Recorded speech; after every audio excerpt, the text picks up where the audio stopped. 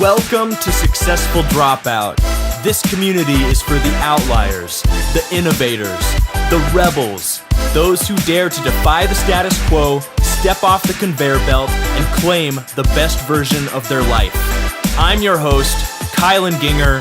Welcome to the movement that is Successful Dropout.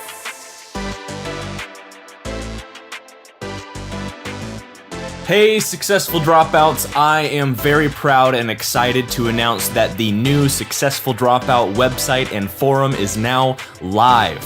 Imagine having the Successful Dropout Facebook group, but on a platform of our very own, built by Successful Dropouts for Successful Dropouts. Go to successfuldropout.com/forum to register a free account and introduce yourself to the community. From there, you can trick out your personal profile, join in discussions with other members about everything from entrepreneurship to career building to self-development and much more. This is our own space on the internet where we can learn from each other, support one another, and continue world domination. I'm in there all the time, and I'll plan to see you there.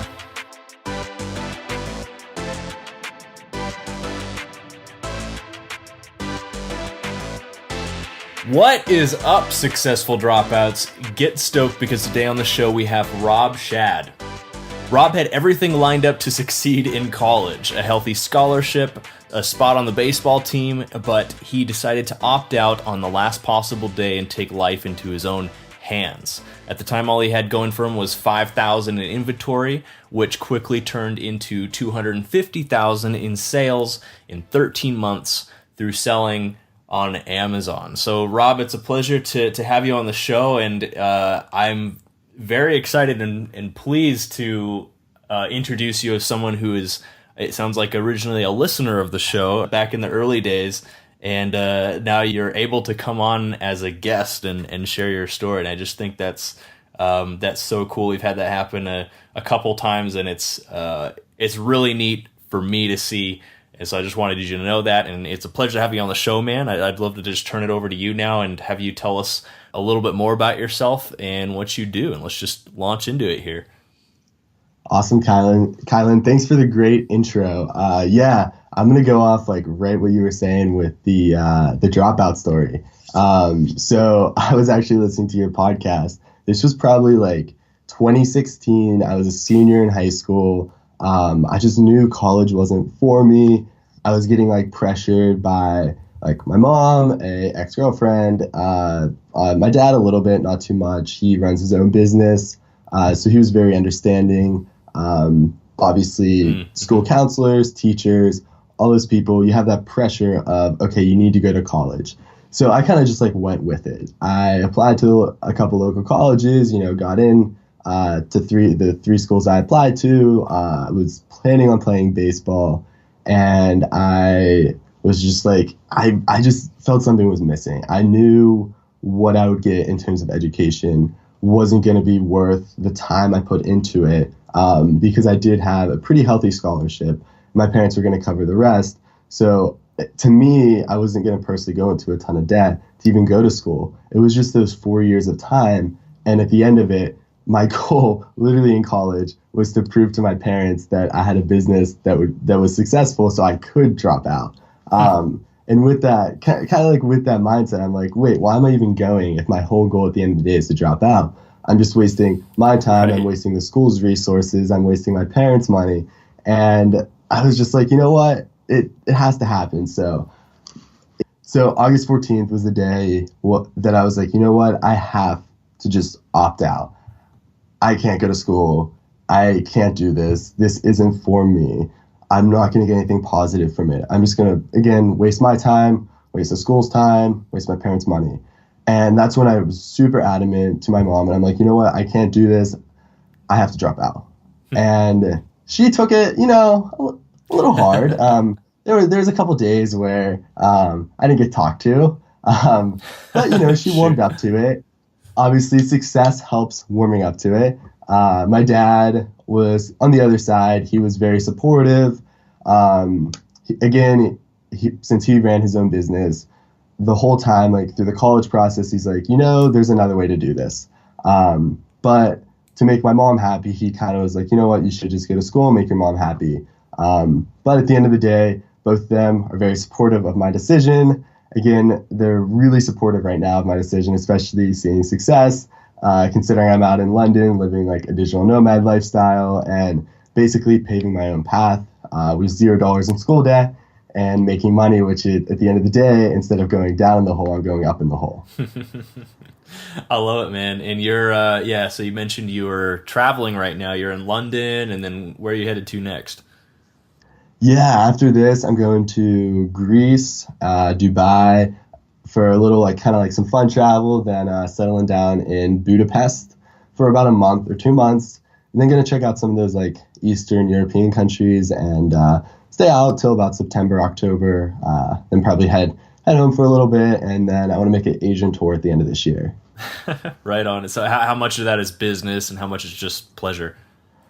I would say it's like most of the hours of the day I'm still working. I just like being in new environments, and I love to run. Like literally before we hopped on, I busted out 7.5 miles, and Right so I just love to just like go run, explore a city, look at the architecture, run on a river. Like that's like one of my favorite things to do. So I love just being in a new place and literally just going and exploring and going down different streets and just kind of like taking in the history and like everything that's happened to get like that city to where it is. So I find that like extremely fascinating. So that's why I love to just go and hop to different cities and just, pull up my laptop in the local coffee shop and camp out there all day, do my work. And yeah.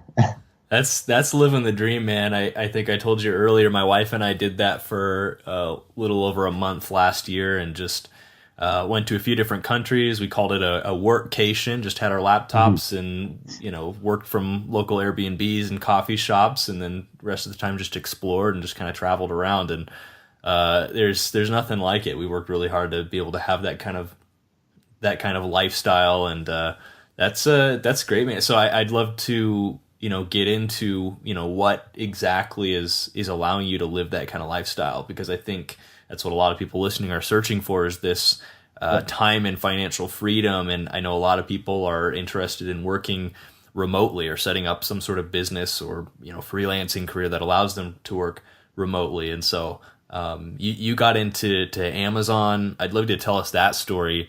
And did you ever listen to our episode with, I think it was Daniel Audenson at all? That was pretty early on in the podcast too, on Amazon FBA. I don't think I listened to him, but I definitely listened to another guy, I think it was 2 guys or 1 guy. They were a partner team. Can't recall their names. I think I'm still on their email list. Yeah. But they were selling on Amazon. I can't remember their names, but I definitely heard a Amazon podcast. I don't think it was Daniel though. Yeah. Well, tell us how you got into that and how that all got started then. Yeah, so actually I heard about like selling on Amazon from a podcast. It was the Side Hustle Show. This was back like February senior year of high school. And I listened to the podcast and I'm like, oh, you know what? I can do this. So I went on YouTube, started watching some like Jungle Scouts videos, which is like one of the big tech companies in the Amazon space. Started watching their videos and basically just learned on my own. There's a podcast called the Amazing Seller podcast. I listened to a ton of those episodes, and then I just started taking in all this content. And it was the day after I graduated high school that I'm like, okay, you know what? I'm gonna go order a product. So I had this like idea of like, okay, I have a product idea, and I just found some supplier, had some samples, ordered the samples, was like, okay, these are good. I like this. Worked out pricing, and then just wired some money over to the supplier via Alibaba. And that was all I had when I decided to opt out. When I decided to opt out, literally the goods were on the ship from China to America. I made $0 in sales, and very quickly they got in like October. I had some minor what would I call them, hiccups to get it there. Obviously trying to learn freight forwarding and all those fun things. Yeah. As an 18-year-old, first business, it was quite the it was difficult. And from there, I sold 17,000 in like my first 2 weeks ever selling anything online. Like officially ever selling anything online. And from that point, my sales kind of dropped because I was lucky. I didn't have a good listing. I didn't have good photos. I didn't have good optimization. So there was this like little copywriting handbook I bought specifically for Amazon listings. It was like $500. And to me, even with the sales, I'm like, you know what, I'm going to make this investment. And overnight, by implementing what I learned, my conversion rates on my listing tripled. And ever since then, I've just been working on like conversion rates and PPC optimization, all these like small little tasks that I've been increasingly getting better and better at. But it was at that moment that I'm like, okay, you know what? What my luck has now turned into me actually going out and putting in the work to be successful. And then over the next couple months, started doing well. I launched another product. Then really my kicker was last October.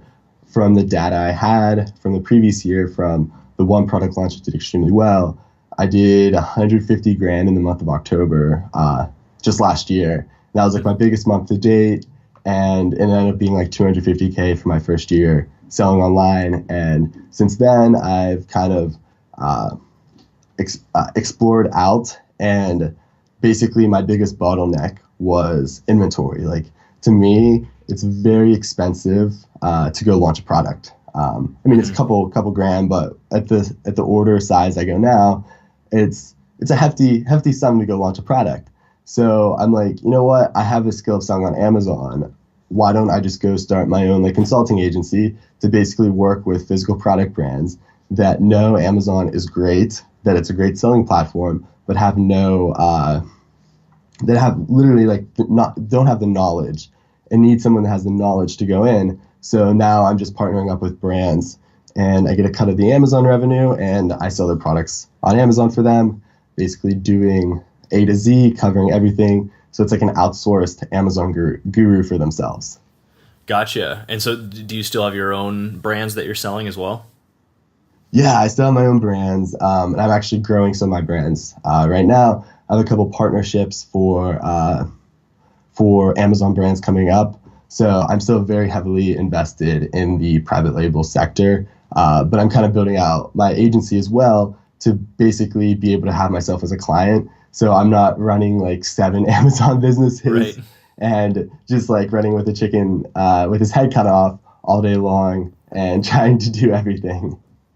That's fantastic, man. I mean, I'd love to I'd love to talk about different aspects of your journey and stuff too, but especially I think dive into the Amazon space because, I mean, so I tried Amazon FBA for a while, made a little money. At the end of the day, I stopped just because it wasn't something I was excited enough about with all the other projects going on. I just didn't have the motivation to, I think, scale it to the point that it needed to be, but definitely got in depth enough to really understand all the ins and outs, creating and sourcing your own product. I used Jungle Scout. I used all those tools, sold it. Like it was profitable. It just needed to scale at that point.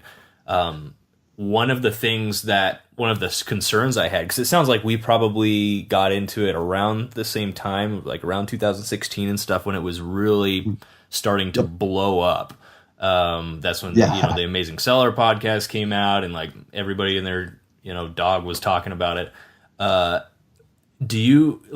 Is it too saturated, do you think? That's one of the concerns I had like early on, and I know like there's a couple niches that I was in. It was a couple different products.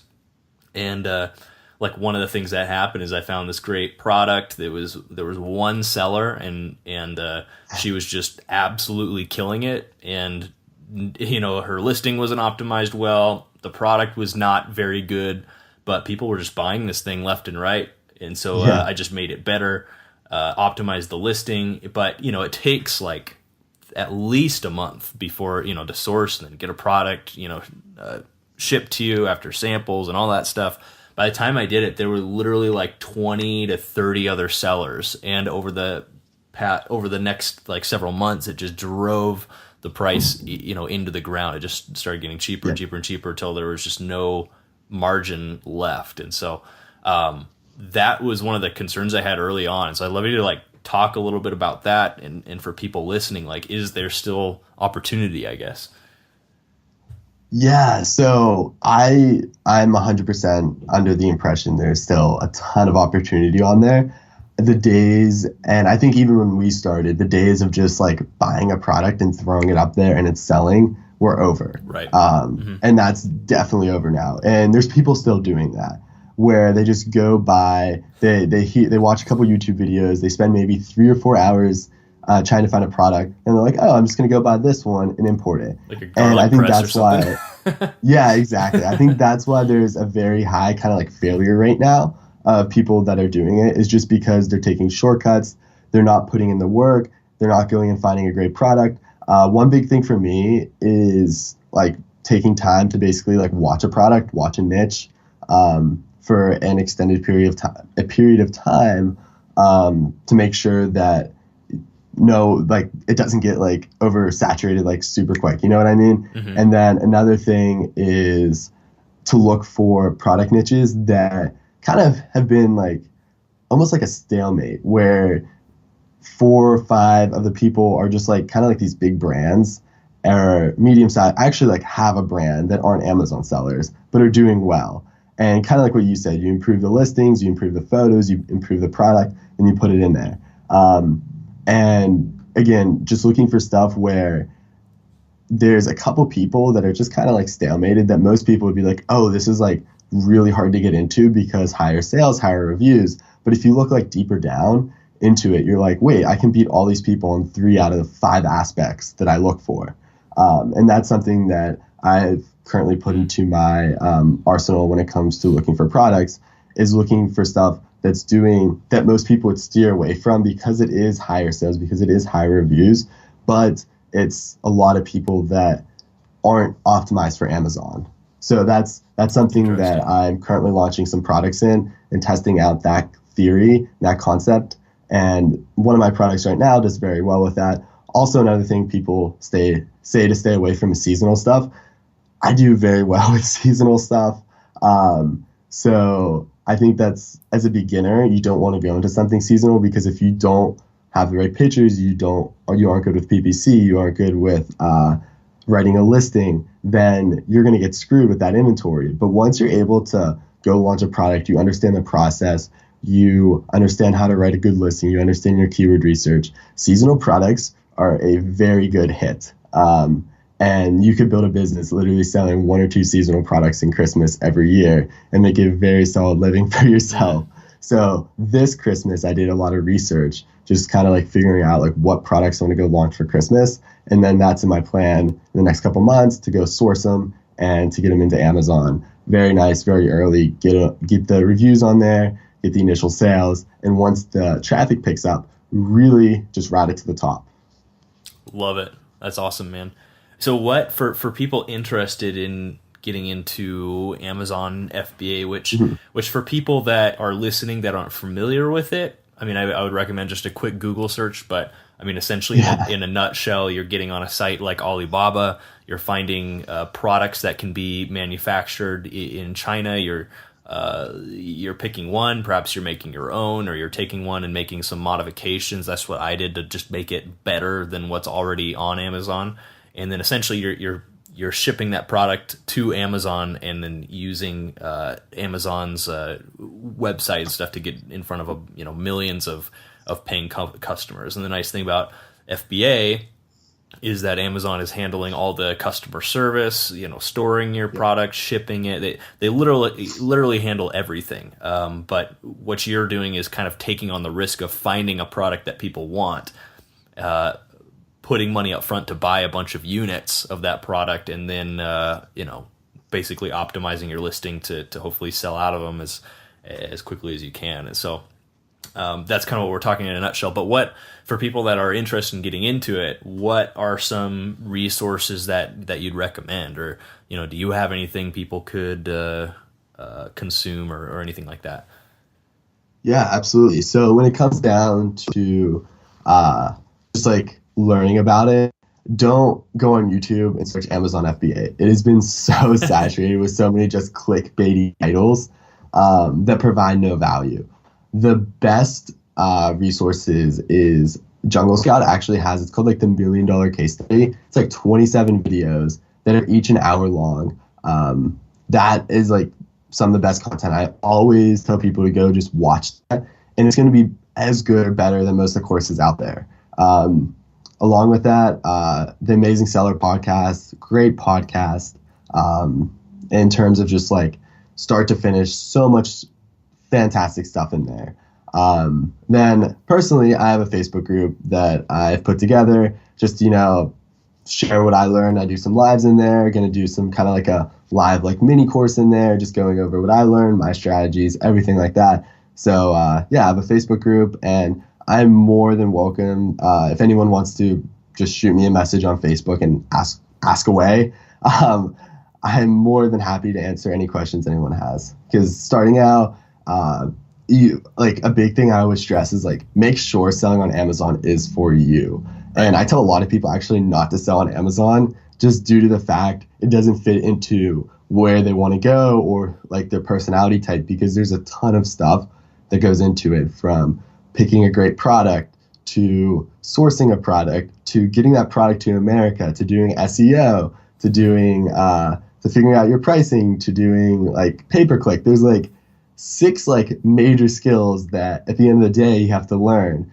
So you have to be really committed, and then you have to just love that process. And I feel like that's something that you never like clung to, is that full process of doing it. And if you want to get into it, just make sure that you're ready to go learn all that stuff, and you're committed to learning that process. Yeah, and to be completely honest, like that's why it didn't work out for me. Like I saw it as it was a time in my life when I was trying to transition from basically a bunch of physical and like brick and mortar businesses that we had and actually still have into online business. And I'd already tried to create a bunch of like a course suite that failed, and so that was sort of the next thing to give it a shot. And I saw it as this easy way to make money, and quickly learned out that wasn't the case, and that you really had to, I mean, it's just like any other business. You really had to put in quite a bit of effort, which I did, and which is the reason why we sold all our units and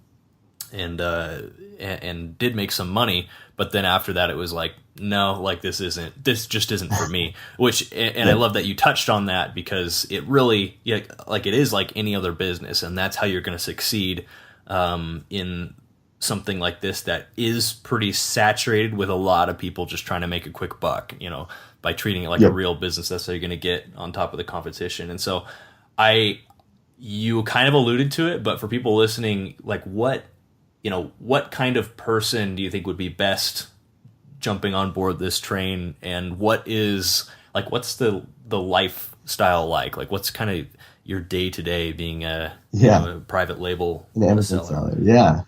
Absolutely. So as for the person, I think I would say it's adaptable, because you can always get a partner to do the stuff that you wouldn't want to do, or to basically help out on the things that you aren't great at. Good point. So a partnership in this can be actually very, very helpful, because there's just so much. I would say you have to, number one, understand like SEO and data.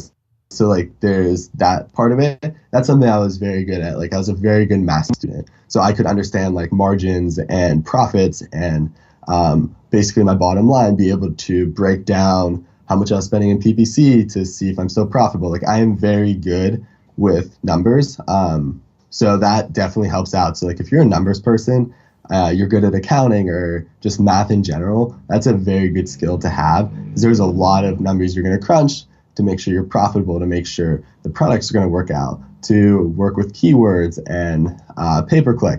So I would say there's that side of it. And there's also the creative side of, okay, you know what? This is the product we want to do. How can we make this product better? How can we improve it? Now you have to write copy to sell the product. And I feel like that's something that's so overlooked, is the copywriting aspect. It's something you can easily outsource. But that's like my favorite thing of the whole process is the copywriting and writing a listing to basically convince people to buy my product.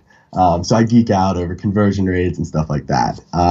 So there's kind of like two sides. There's like the math side and the creative side. And if you think you're good at both, you can handle both, great. If you're good at one but not the other, it might be helpful to basically bring a partner on to help out with that other side. As for the day-to-day, right now, I don't spend a lot of time on my personal business. Like once a month, I'll spend a day, and that was actually today, where I'm just going through my listings, I'm tweaking them, I'm looking at the keywords, I'm rewriting them, I'm optimizing my pay-per-click campaigns. So that's like kind of like the bulk of the time, maybe one day a month doing that. Besides that, it's just reordering inventory, it's responding to customer emails, it's just making sure everything's running smoothly, always checking on my listings to make sure some change didn't happen with the pictures or the copy or the price. So it's more of a lot of checking it once you have it going and just maintaining it. Where the time commitment comes in is anytime you're going to go launch a product. So obviously initially you're going to spend a lot of time looking for a great product. You're going to spend time looking for the supplier, going through samples, getting the logistics done, writing your listing, getting the photography, all those aspects of it. So like once you get it up though, once it's selling well, you can kind of almost take a step back and let it run on its own and just maintain it. Gotcha. And do you have to worry much about, maybe not in your particular niches, about competitors essentially just coming in, driving the price down, anything like that? Or have you had that happen yet? So yeah, I've definitely got in niches where that's happened, and I sell the product, I move on. Yeah. So yeah, the way I look at it is if you can launch a product and do obviously the goal is to do well, and you go in with the goal to do well. But if just for whatever reason the market drops, more competition comes in, just sell out of the product, move on, and go to the next one. Don't call it a complete loss. Like I've had, like my second product was a complete loss, and you know what, just moved on. But I had a very solid first product that was still helping, like basically bringing in all my sales and keeping me going. Since then, I have a product now that's the market got killed once I got it in there. So you don't have the foresight to look at that. So right now I'm just selling it. My margins are a lot less than I expected. So I'm just going to go sell out and then move on, reinvest that into another product. Yeah. So just always be open to the fact of, okay, you don't know, you can't predict the future. You can't predict who's going to put a listing on. You can't predict what's going to happen with the price. So with that, just be open to the fact of like, if you get you get one great product out of every two, you're going to be doing very well, because that great product is going to just completely obliterate whatever didn't come out of that other product. Right. Yeah, absolutely. Do you still use any kind of research tool like Jungle Scout or anything like that? Yeah, I use Viral Launch. They just recently came out with, it's called Product Discovery, Market Intelligence, and a keyword software. So that's the one I use to basically still go and kind of like search out products. Then with that, I also use, it's called Helium 10. That's a more extensive, much more expensive suite. Don't really need it for starting out, but I use that for some tracking, for creating my listings. It has uses for that. Besides that, those are like the two main ones I use. Other than that, obviously like accounting and stuff like that, just having, I think it's Xero that my accountants use to keep track of the books. Right on. Awesome. So what is something that you would have told your younger self just starting out, both in regards to what you're doing today, but just in regards to dropping out and forging your own path in general? Yeah, and that's awesome you asked this, because I was thinking about this on my run today. You can't change anything that happens to you. You can't change any outside circumstances. So that was something I really struggled with in that first, I would say, year. And it got bad. It was bad. Like I had some very low points based off of stuff that I had no control over, that what I did, I couldn't affect what happened to me. And it was just things in business, whether it be with a shipper or whether it be with a supplier or whether it be with Amazon or whatever. There was just some things I would just freak out over. And there was like a point that I'm like, you know what, I have to start working on myself. I have to start like really like understanding like some like really deep, I would say like philosophical ideas. And I kind of went on down that path, and like there's very similar things that are happening now, just in the day-to-day life, and it doesn't faze me. I'm just like, I can't do anything about it. All I can do is take this moment and then go make the most out of it. Like freaking out about it does nothing. Just literally at this moment, what can I do to go and advance myself? And just by making that simple switch has completely changed like my, I wouldn't say quality of life, but my mindset, like having always a very positive mindset, never being fazed by anything, and just being able to go in with the power of like, I can't change what has happened. All I can change is what I do. I love that, man. A quote we like to say on the show, I think it comes from Tony Robbins along those lines, is life is always happening for you, not to you. And yeah. I think the mark of a really successful person is that in every circumstance, they're always looking for, you know, what's great about this. We just had Savannah Brewer on the show last week too, and she had mentioned that as well, is in every circumstance, even really negative ones, always thinking to yourself, what is great about this? And, you know, how can you turn this around to actually benefit you, even if it's just learning a tough lesson and becoming more tempered and experienced as a human being, as an entrepreneur, as a self-directed doer and learner. And so I just think that's some amazing advice. What was that? Yep. I was going to say, I wanted to touch on one thing. You said a negative experience. One thing that really helped as well with that is that in life, everything's neutral. It's how you perceive it, whether it's negative or positive. So if you're able to make that switch and basically be able to perceive a lot of stuff as positive and take away that word negative, and just remember that every single thing is neutral. It's all based on your preconceived notions that determine kind of how you perceive stuff. And having that understanding, stuff that I would probably feel that was negative, like, again, it helps with that whole, like, not letting it faze me and just going with it. I like that life is neutral. I can definitely agree with that. I mean, I look back at all of my experiences, and there's been some really tough ones, and times when we've, you know, almost gone bankrupt and worse even. And I can think of so few. At the moment, I can't think of one experience that I've had that most people would think of as a negative experience and not find something that was positive about it. Like, I can find positive in every, you know, what most people would think would be a negative experience. And I think that's just that's such an amazing habit to have and practice to be proficient at. Absolutely, man. Well, Rob, this has been amazing having you on, man. Could you let's let people know how they can best connect with you and get a hold of you if they want to learn more and just get to know you a bit more. Yeah, just look me up on Facebook. I'm Rob Schad. You can figure out how to spell my name from the title of the podcast, and just shoot me a friend request, shoot me a message on there, and I'm very active on there, and I'll be sure to respond to you.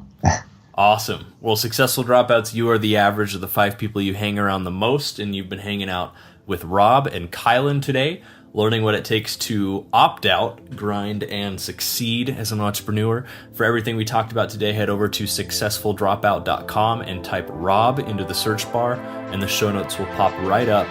And as always, stay hungry, stay foolish.